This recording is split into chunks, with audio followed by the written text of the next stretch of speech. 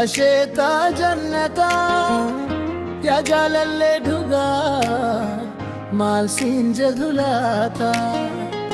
miyaan jaalalake akka dammaadamu na keessa mi'aaye akkamii si waamu jaalalli kee yoomu na keessa hin daamu.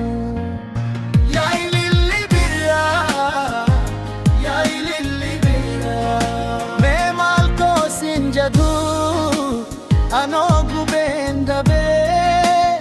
anaanoon nenkoo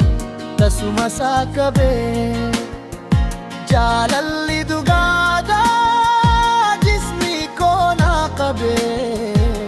bakka hin qabamne barbaadee tan dabee jijjiira fuudhiree onnetu naa sirbaa chaftaba millatu na laafe gara konda daba afaan koo maqaa kee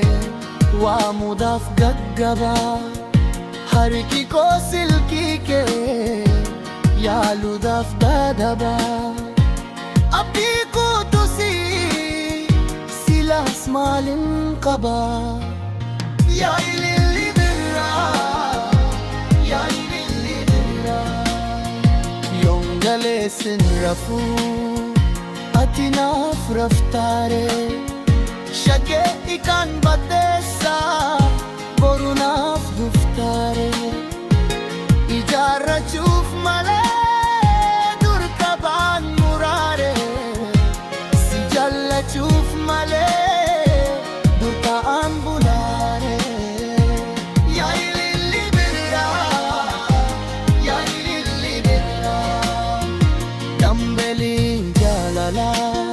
Kanna kiisa bulgu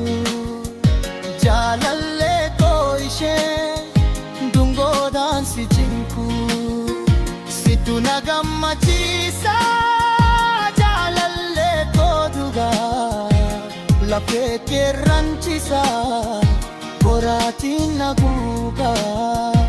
onnee si jaallatee sagal bibir'ataa